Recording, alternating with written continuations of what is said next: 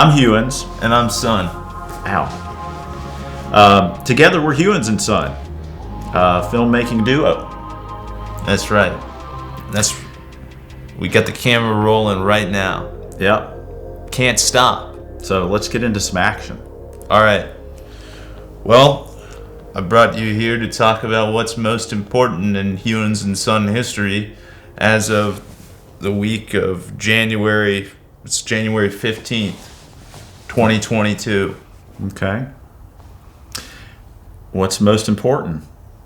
I mean, that would be making great movies, right? That is important to me. Yeah. I mean, there's a lot more that's important, but I thought that's what we talked about. Settle. All right. Yeah. Settle, everybody. Can I run to craft services real quick? I need a bar. I need a nutrition bar or something. All right, so, That went nowhere fast, did it? well, I didn't know if we were going into the joke or if we're going back into what's important. Let's get serious. All right, seriously. I told you I didn't want you joking around too much before we started this. All right. I mean, I'm not joking around. So yeah, get into it. Okay, what are you waiting for? I'm not waiting for anything. I don't know what we're talking about. Is it still recording? I guess. I see a red light. All right. Well, I figured that you would just talk about the most important things to you, and I would try to, seek to understand first and then to be understood. Okay, that's good. I mean, I guess I was thinking as I came back from my little errand that, we had started a podcast and just made one and then didn't do it again. Mm-hmm. Then we attempted to do movie reviews, and that kind of went south because there were no movies we liked, and we didn't want to be negative. Right. But it's not true. We do like some movies. Mm-hmm. But we have, I like to say, discerning taste. Some people call me highly opinionated in a negative way. But I know what I like. And so what I've set out to do is make movies that I like and that I think will be a positive, uplifting, or inspirational, right. Or will be inspirational content out into the world. Mm-hmm. I just don't want to make CRAP. I don't want to make things that are negative or, I don't care for overly, sexual or nudity type things. I don't care. There goes your Oscar. Yeah. I don't care for, extreme violence for no apparent reason. I do like stuff that's gritty. But what I was going to say was, we talked in the beginning about story. And you and I kind of set out as our goal to understand story and become as expert as possible in the craft of story. So I was kind of thinking about that. Yeah. And I mean, it's something that's still important to me, but I think we've both learned a lot over this past couple of years as we've read the books, read the classics, watched the films, examined things, picked them apart. And, so I'd say let's talk about that. I mean, that's what we're passionate about is making great stories and films that stick with people and that inspire people. So that's what I'm going to continue to do. Right. Well, I think that the big thing is that strikes me from the last podcast we did to this one.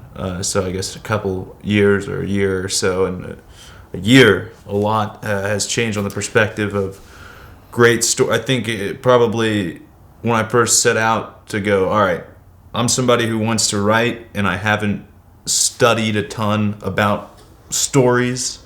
I kind of know what I like in terms of movies, but I want to understand story. I think I thought there would be a more direct formula definite formula out there that many people would agree on. Right.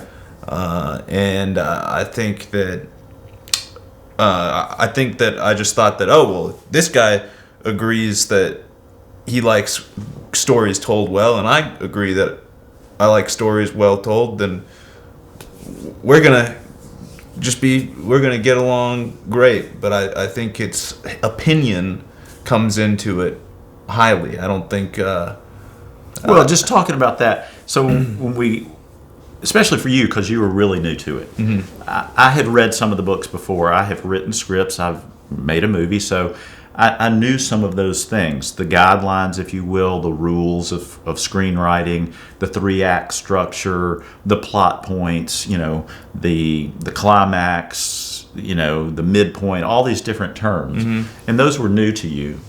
And I think, coming in new and fresh, you want to go, all right, well, what are the rules?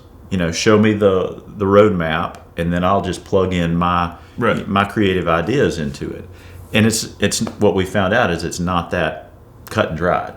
Some people like to think that, but I believe that's one thing I've learned is that formula is a little looser. And some people in Hollywood might say, no, you got to stick with this. And that may only be just to weed out people because they get so many submissions, so many scripts thrown at them. So somehow they've got to weed those out. But you can look through the classics and they don't always follow a certain formula. Right. Yeah, there are certain things that they hit, and I think the basic 3-act structure is one of those things.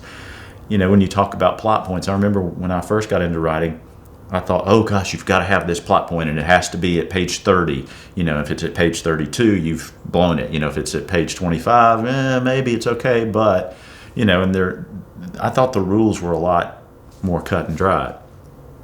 But what I think I understand and what I like is just that there are points in the film that, keep the audience engaged. So that's what a plot point is. So you can't have a flat line, it's boring, boring, boring for past 30 minutes because then the audience is going to leave. So yeah, you better put in a plot point that turns the story in a different direction.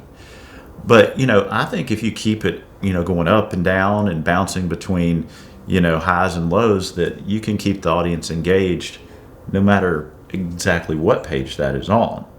That's just my theory. Well, and there's also certain people who write with the character arc in mind, and there are books I've read where it's more about, they say that story is more about how what happens transforms the character. So you could also say that, well, you're going to need some pretty big, conflict-filled points and turns in order to really create a strong change in a character, or create a strong character. Yeah, and one of our favorite movies is Back to the Future, and we've talked about that the lead character doesn't really change that much. Even though he experiences something pretty mind-blowing, he goes back to the past and back to the future and sees, a huge change in the people around him. So, the satisfaction is maybe in those characters around him. So it doesn't necessarily have to be the lead character. Yeah. It is satisfying, I think, for us as an audience to get in the shoes of somebody and root for them and hope that they change if they need to be changed. But I think there are plenty of examples of movies where the lead character doesn't change that much, and it's still satisfying that, whatever they go through is an interesting journey. I think, we talked about Rocky. I don't know that he changes all that much. He's a good guy throughout. Yes, his life situation's going to change because he just went 10 or 15 rounds with the champion. So, yeah. Well, I feel like he learns some things, though. Like, I feel like he's got a bit of a self-confidence problem to sort of he thinks he's a bum. And I feel like that's the solution to his self-confidence thing is realizing I just want to be somebody who goes the distance. Yeah. Yeah. So, yeah, I mean, it's, it's an underdog story. And so you pull for him when you see him trying and training really hard, and you've seen that he's a nice guy from the beginning, and he's nice to Adrian, and you want him to be able to afford dog food for his dog. Mm-hmm. But he's also flawed as well, I mean, he's gotten into shady business, and I mean, he tells that little girl, maybe he's a little too pushy with telling that little girl that she's gonna end up out on the streets or whatever, but he's trying to do good, but he ends up kind of offending her or whatever. Yeah. So I feel like he's kind of, well, it's not like, then the girl just flips him off or whatever by the time he finishes walking her home, but it's not like he's a perfect guy who tells her some sort of motivational speech that then by the end she's like, you're right, Rocky. So I feel like we also sort of, we see that he's a good guy, but we also see that there's some frustration between him and the world, that he's trying to do good things, but it's just not really working out for him. Yeah. And if you watch the subsequent films, he will deal more with that. I don't know that any are as good as the original, but All right, we specifically avoided opinion-based review things because that's the thing, is that I thought that we would gain some sort of knowledge about storytelling, that it would be like, all right, a good story, everybody agrees on what a good story is, and we can just. So what have you learned? What are your big takeaways thus far? What have we read? About 20 different screenplay books? Yeah. We've watched how many hundreds of films? Right? Yeah, a lot of movies that are supposed to be really, really good. How many classic novels have we read, and short stories? Well, I think I told you the other day, one thing that I've really learned is what it ultimately always comes down to is that you're going to, whether you're a novel writer or a screenwriter, you're going to have to be in this place where you're just typing there line by line, and you're going to be having to just do the best that you can with what you know. And I just feel like there has been, the way that I write in terms of that process of, well, you're only writing something line by line, has always been the same for my entire life. Just now I've taken in different things for inspiration. And, maybe now I feel like I can see tactics for coming up with scenes to, if I'm trying to write a screenplay, where before I would have thought this is a lot of space to fill. How am I going to write all these pages? Now I have a little bit more of like tactics for how I could come up with what's going to fill those pages, and have somewhat of a roadmap to it. But so boil it down. If you're going to sit down and write a screenplay, you tell me you're just going to start typing and see what happens, or what are your building blocks? What would you start with? Well, I would start with the story idea. Whatever this idea is that is interesting to me, that keeps coming up in my head, that I could say, I like this idea over other ideas I've had.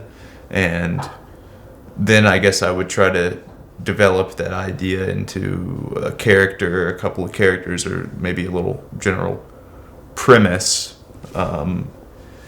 And then I would probably try to figure out, well, I'm doing my second screenplay right now, so I'm doing it differently than I did the first time. And then I guess if you believe in character arcs, to me, the character arc is the biggest, character that is flawed, that has some sort of internal conflict. That's the biggest thing to me, that each scene, to determine why the scene should be in the movie, is asking, well, what does it matter for this character and so that's the biggest thing for you, is a character that has an arc. Yeah. So that's going to drive everything that you write. Yeah. And so, some scenes, like there's probably scenes in Rocky that you might say, well, how does this technically further the film? I feel like we were talking about a scene that could have been cut, but if it staying there still like helps you connect with the character more and understand their soul of wanting to do right, but having this conflicted way in which they see the world, this misbelief or whatever. I think that it could be there still if it doesn't. There could be scenes that aren't directly going towards the arc, but just developing the character and their misbelief. I don't know.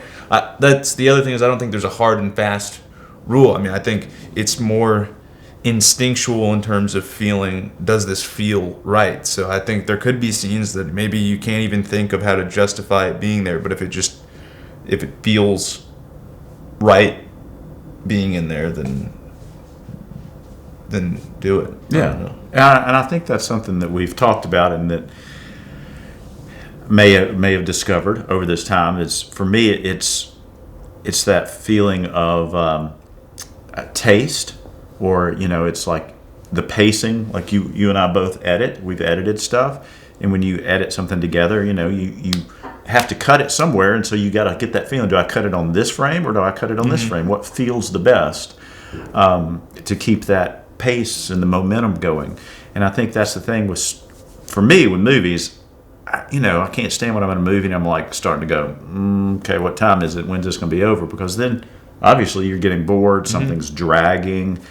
So, for me writing, I think no matter what the scene is, if the character's arcing in that scene, or if it's, getting you to fall for that character more, or you're showing their empathy for that character, just as long as the pacing and flow of it keeps you in. Because whenever I give somebody one of my scripts to read, I always ask, were you ever bored? Because that's the last thing you want, is the audience to be bored, right? So I think that's part of it. And you were talking about the character arc in each scene, is this, are they arcing or whatever? Reminds me of that one book that we read, that really thick book that, and the guy talked about how, you either end a scene on a negative note or a positive note, and there was the space in between. I'm not going to say it because it'll give away the book. But, like that was so important, where I don't always think that's the truth. If there's something interesting going on the screen. Right. Yeah. And I think that's...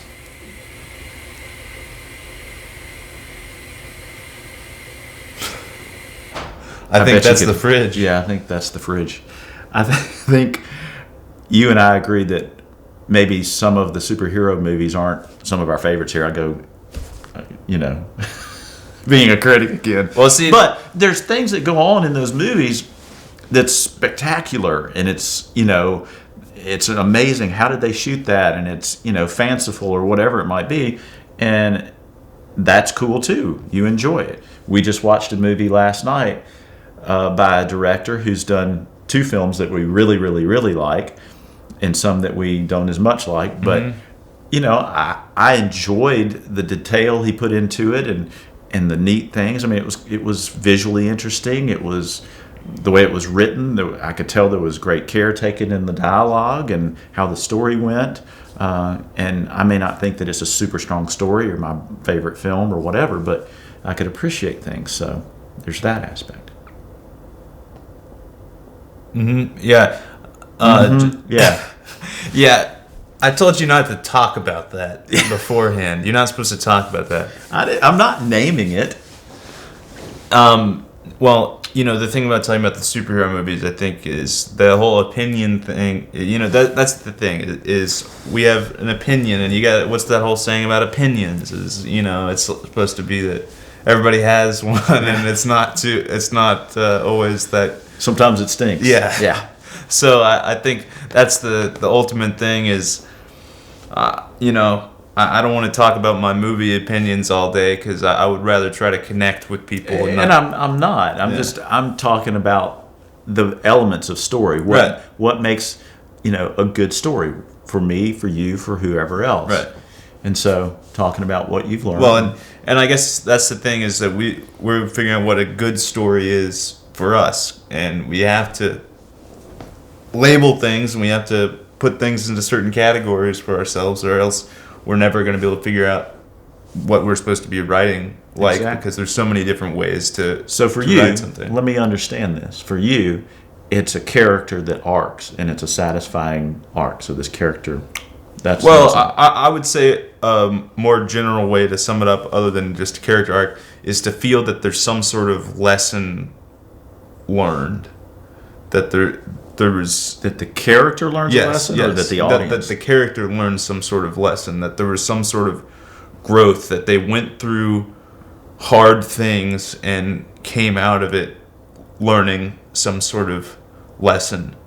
Because to me, that's what I feel like. I don't know if I could completely tell you what the character arc is in Rushmore, nor do I really care about the specifics, other than the fact that it feels like at the end that this character that I cared about struggled and went through this thing that really pushed him where he was in life, to come out a little bit wiser, a little, that something was learned that perhaps has made them a bit of a better person. And I feel like that, with Rocky, all right, well, maybe there's not a complete character arc that you could say, well, this guy was like Scrooge, and then his heart opened up and he went from evil to good, or whatever, or poor to rich, or whatever. I don't think I'm all about this arc that is complete change. It just,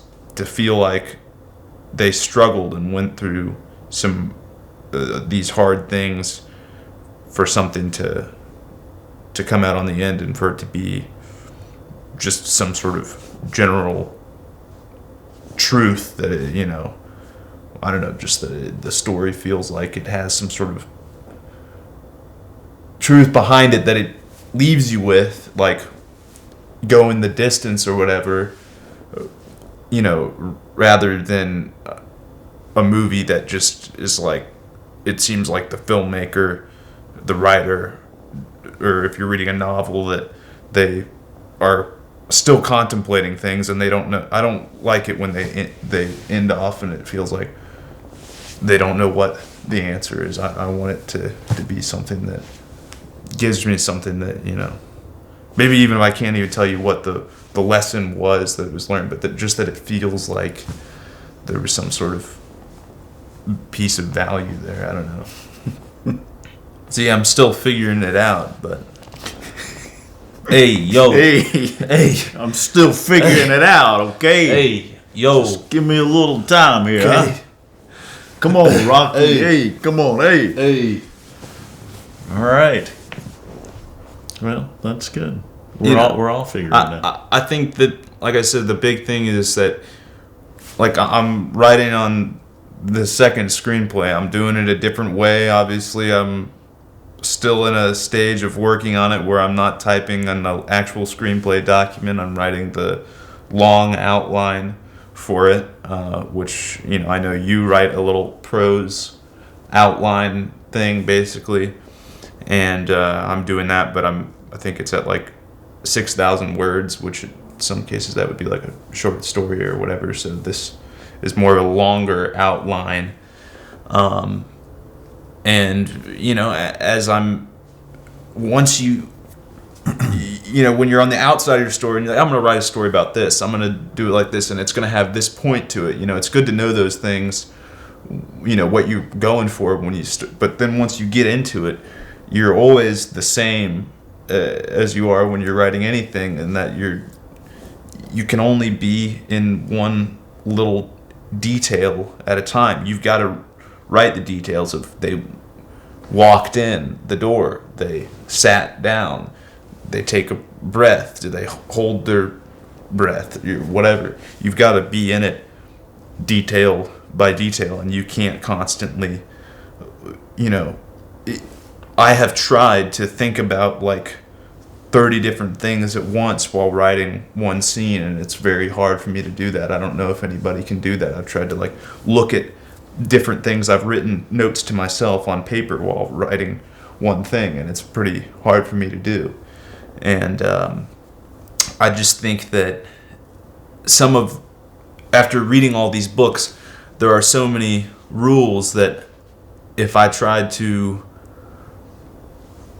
line up all the rules on a sheet of paper and look at it as I type each line of my screenplay, I would probably never type a screenplay, because I think a lot of the rules conflict each other, because none of these rules are hard and fast rules. So I think one rule would say always be short and sweet, but then one rule would say, well, you've got to just let it all out or whatever. And one rule would say, always go with your heart, whatever comes first. And another rule would say, always use the 10th thing, because 99% of everything is crap. So I just think that is.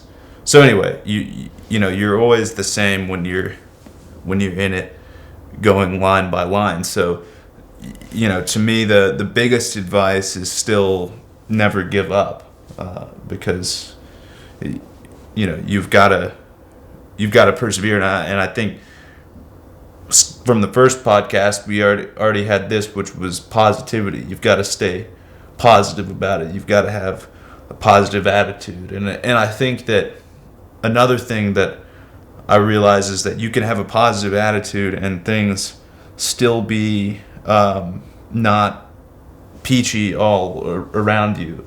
Like, it's just a fact that if you sit and write for a while, whether I've got a floor desk, so I sit in the floor, or if you sit at a real desk, you're probably going to find yourself in some sort of curled, gnarly position that you're going to have to stretch yourself out of. And I just think that, like working out, if you're a football player, you're going to get injured. I mean, you're going to work out, you're going to get sore. There's just going to be things that are uncomfortable about the process. You're always supposed to put your phone on silent before you go on to set or into the movie theater. I feel like I shouldn't have to explain this That was there for a lesson. That was for a lesson. Yeah, always silence your phone. Sorry. You weren't supposed to do that. Did you forget? Hey, let's get serious. Did you forget what you were going to say? Hey, I forgot what I was going to say. Okay, good. Well, I'll talk now, because you're not giving me much time to talk. Dude, I was just saying that something about being sore. That it will be uncomfortable sometimes. There will be times that what is looking at you on the page is not so obviously to your own mind gold, and that is not where you can find your motivation. There have been, because I know when I wrote some of my short stories, there were moments that I just thought, this is so stupid, I just want to finish this story. Yeah. But then I would read it to you, and well, you're probably pulling my chain, you're probably lying to me, but then you would say, no, wait, that was not as bad as you thought it was. I probably said it nicer than that. Yeah, I know, but that's the main takeaway is you might be writing something, so there are times that you've got to push through when the external factors may not be ideal. I really need to take that call. I'm sure it's Hollywood calling me to give me some money. So that's your advice, never give up. That's my advice, is never get up. Never get up from your desk. No matter how sore you are, crunched over, and your back's hurting, you just got to keep writing. But I think Yeah. you can smile. You can try. The point is trying to smile when you're. What is the point? Usually, most stories have a point, and it's pretty good to get to it quickly. Yeah, never give up. Never give up, and just do it. Do it. Okay. I think that's enough. I think we should wrap this up. Yeah. Don't do it on a down ending like that. That's why those guys go, this is a dang good show. Because otherwise you go, yeah, okay, that's it. All right. Well, how are you gonna end? I'm going to say, cut. That's a wrap.